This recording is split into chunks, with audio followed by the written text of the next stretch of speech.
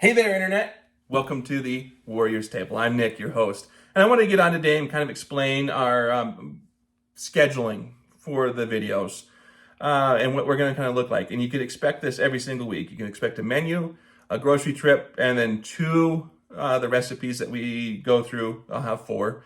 But two of the four to be cooked and presented to you guys in video form. The other two would be presented in picture format, just kind of show you what I've done and so on and so forth.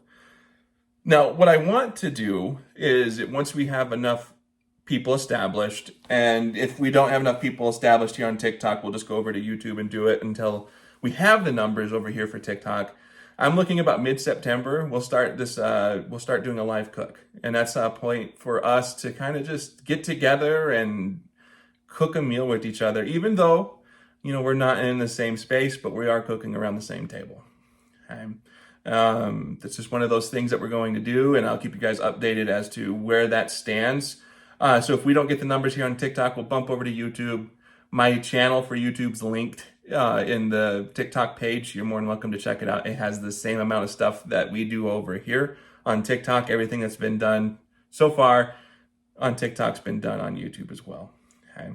I also wanted to get on and thank those who have joined the table.